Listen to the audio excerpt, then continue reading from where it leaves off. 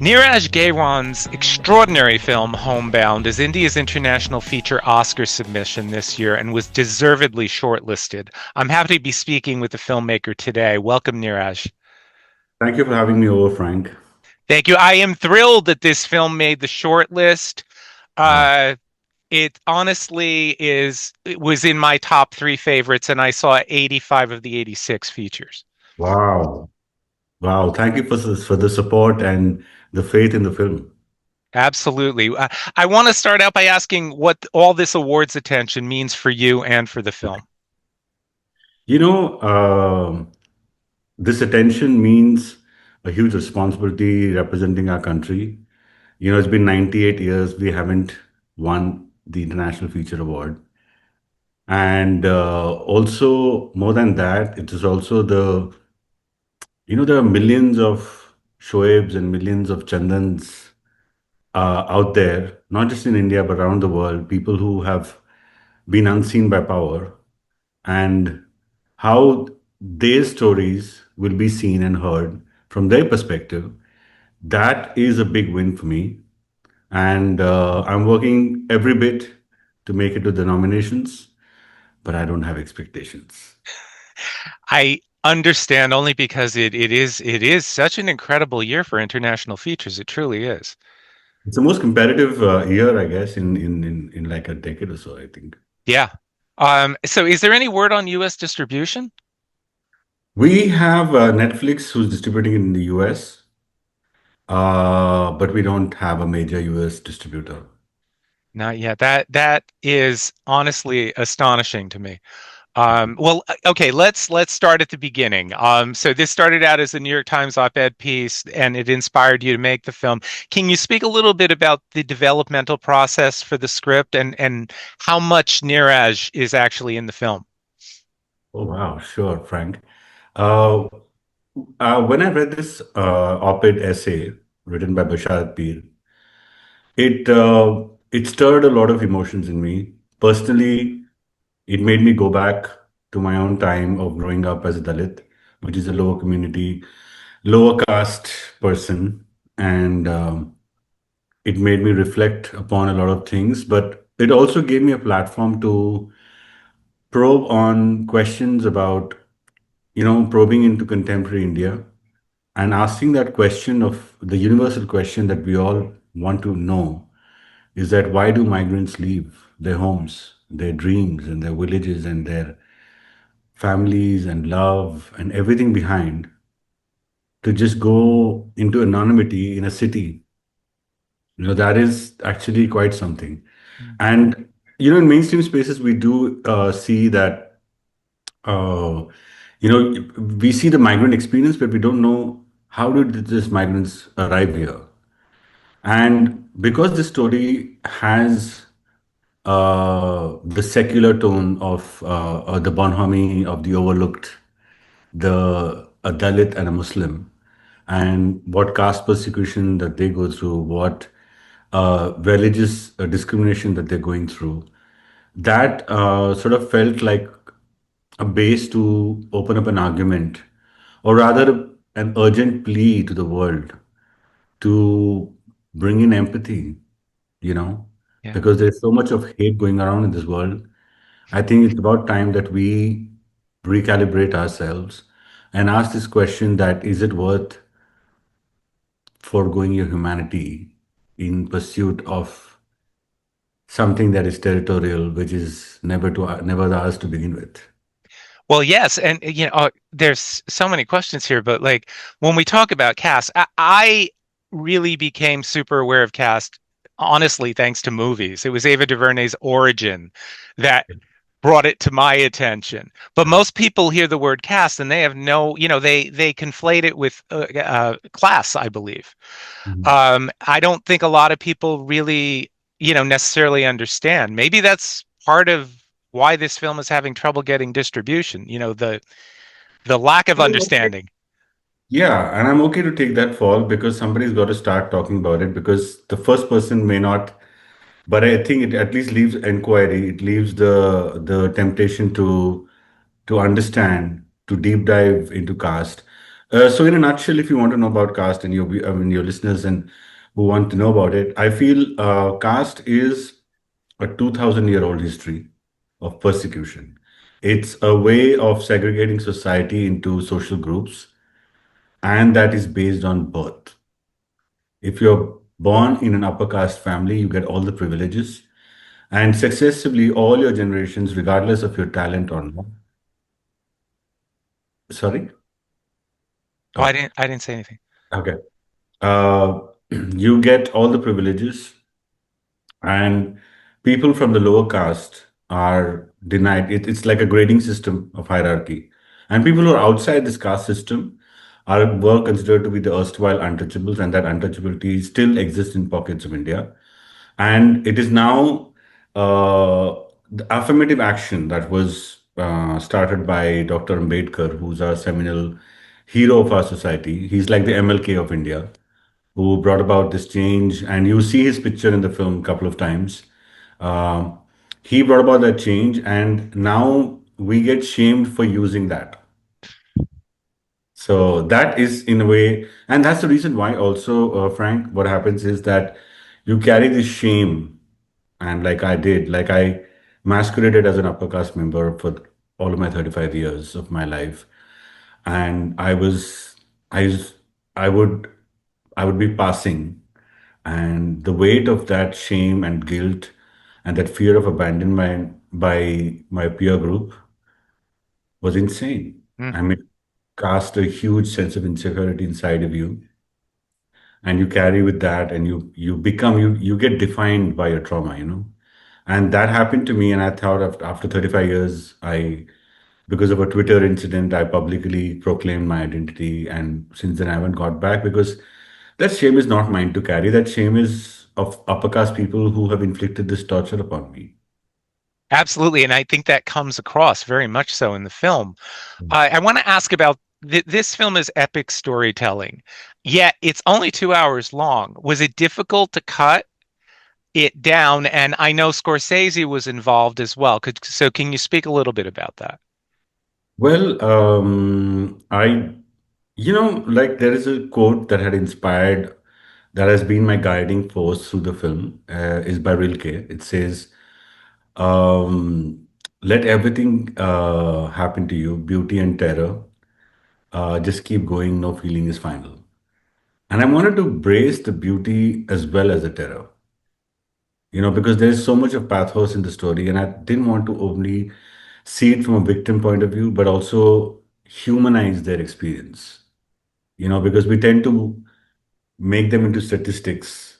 We make them stereotypes of just victims of oppression, but they also have living people, with flesh and blood and humor and family and love and food and all that. So I want to incorporate all of that. Yes, it was, as every greedy filmmaker is, that I stuffed in with a lot of ancillary characters and arcs.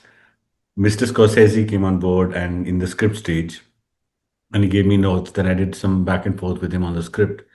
And then he came on board on the edit stage where he guided me, and he told me, Neeraj, that stay with the boys. That was his key. And he said that I know you want to tell a lot of stories, but this story primarily is about the friends.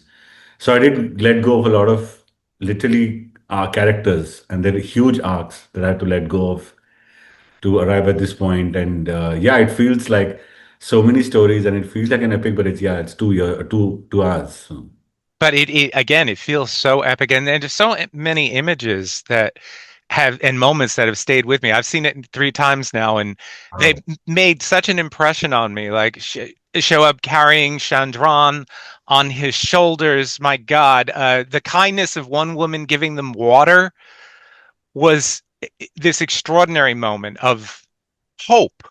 And Ashrab's breaking down and not wanting to be touched, and then allowing himself to be embraced, I thought was just incredible. Thank you. You're Thank you. welcome. There's a purity to the love these boys have for one another that we don't often see, especially here in American films. And I think so much of that came from the casting. So, can you speak to finding these two incredible actors? Some of it is also sort of.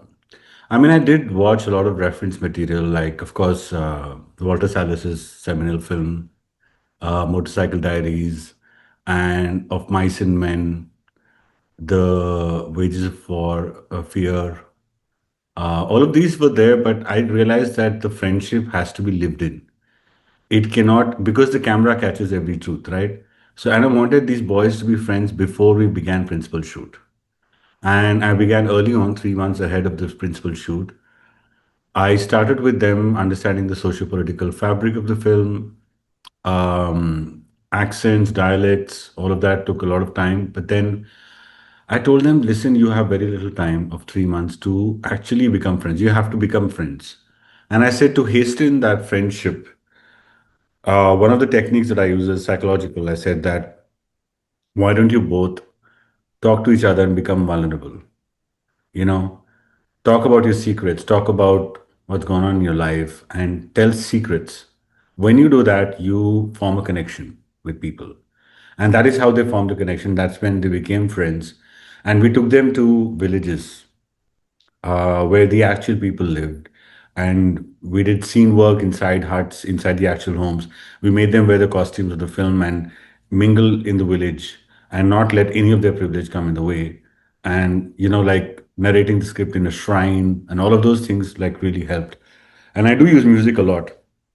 So music, every scene I had music list, playlist. For each character I had a playlist. So I would use music. It comes across so incredibly well.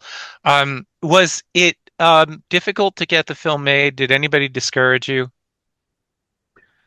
It's contemporary India, and we're talking about a lot of issues. There was this pressure of self-censorship because you know that some of the things will be censored.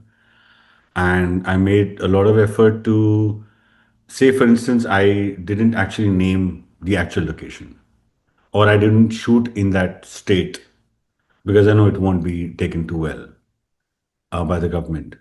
So I shot in another state and I made a fictitious name for it. And so there was a fear of this film not getting cleared by the not getting the censor certificate. So there was a long ordeal of like negotiating.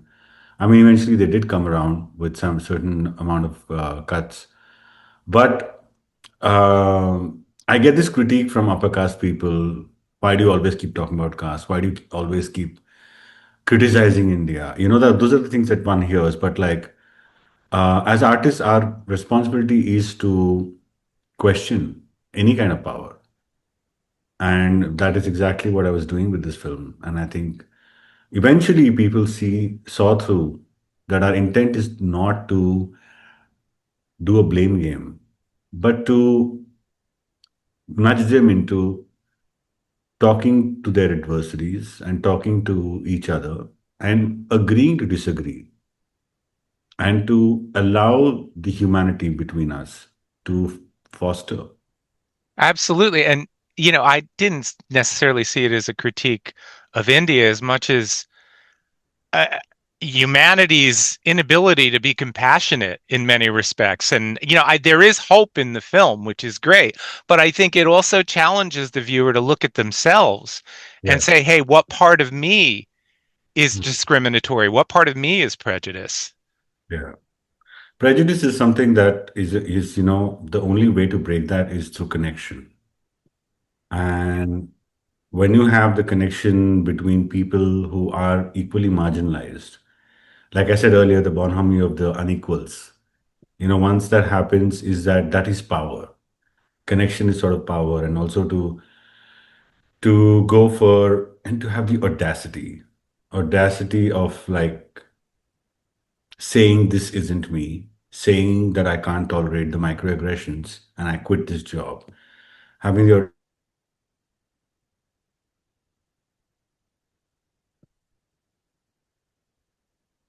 Narjan? that You you froze for a minute there.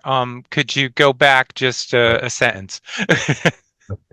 well, I think what was the question again? Oh, we were talking about the humanity's inability, what's going on in the world today, and humanity's inability to be compassionate. Yeah, like I said, when what the film is also talking about is connection.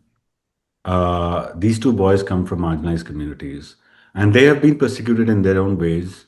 And that's exactly why they form the connection. They think that, so any oppression, I think connection is the form of the biggest resistance.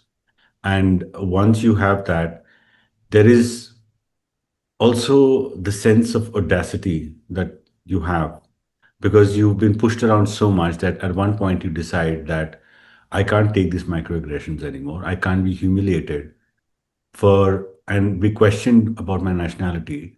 So I quit this job. I will uh, no more be ashamed of who I am.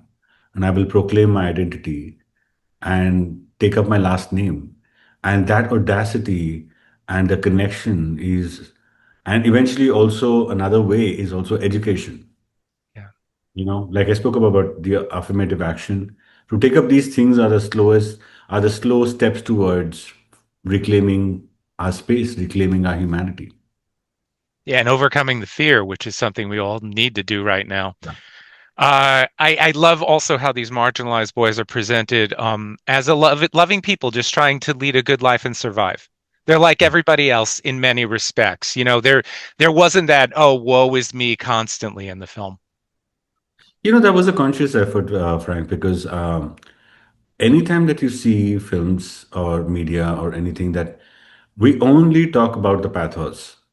When you have pathos, what happens is that you make them a stereotype of abject shame or oppression, and you don't see them with any other lens. It's like you're supposed to pity them. You're supposed to have sympathy for them, and that robs off their humanity. But when you present them with all, fun, humor, everything, and when that is taken away from them, that's when it hits you. Like, say, for Brokeback Mountain, had you not seen the love, it wouldn't have hit you so much. Yes. So you got to see all of that, and that was the intent to see the fun and the friendship between the boys. Yes, absolutely. And it's interesting you brought up Brokeback because through certain lenses, it the film could also be seen as this the love between the boys going a little deeper. It is homoerotic to those of us who see it that way. Absolutely, and I love it. Love that it's been interpreted that way because I feel that it's a love story of two friends. That's what I feel because it's like they look out for each other so much that they don't even like one person will automatically know what the other person is going through, and there are no sorries and thank yous. This is just plain understanding that my brother is in pain and I just need to offer him space and let it, that scene that you spoke of where he's resisting the kindness from a friend and he knows that he needs space and he knows that he's not able to break. So he gives him that touch that shatters his inner self and he just breaks down. It's amazing. I I wanted to you mentioned earlier about the censorship in with the film, and whether you feel comfortable answering this or not is up to you, but were there scenes that you did mourn cutting because of the censors? Well, yes, it is going to be. See, I knew it because it is questioning power, and that is not going to sit well. So there was a lot of negotiation. There were in for the India release, there were certain things that were not okayed, and especially like for instance, I'll tell you the point where Shoaib turns around and says that what aches me is at the point where he says that when educated people like you can't fight for us, what good are we? Those lines that he says that I'm humiliated because I'm not because they don't you don't see me as human. I'm just a religion. So those points are like one of the ones that went out and couple of In other. But I think you can't censor friendship. Yeah. So the friendship remained regardless of what. Who are your cinematic influences? Well, I grew up in my cinematic years around most of the realist, neorealist filmmakers. The Dardin brothers, Fellini, Haneke, and and Satyajit Ray from India, and even Ken Loach. So their socialist approach to films have been an influence. And also that, like, I wrote extensively about these, and recently it was such a, I mean, Bellatar has been an influence for me a lot. And I had written a long piece on Satan Tango, and it was so gut wrench. It was so heartbreaking to realize that he passed away just recently, and it did something to me. It felt like some of your formative years are gone out of your life. It really hit me hard. Like I don't know him, but it felt still personal. So yeah, my influences have been those, and even with this film that I've tried to understand a lot of other, and I do watch a lot, and I do appreciate a lot of things. Like for instance, David Fincher is one filmmaker that I really study for craft. I think he's the best craftsman, and yeah. Amazing. So it took 10 years for you to give us another feature. I'm hoping that your next project will be sooner. Do you have any idea what's coming up? Sadly, I'm not a great multitasker. I think I deep dive into something that I'm doing and I forget the world. So I've been on this for about 4 years now, and only once I make it to the finish line is when I'm able to like find another topic. Well, I want to thank you for taking the time out to speak with me. I really, really, this film needs to get U.S. distribution. Um, and it also deserves to be among those five on January 22nd. So Thank you. Thank I you want so much, Frank, for want to saying that. send you positive energy in that direction. I love your positive energy Thank you. so much.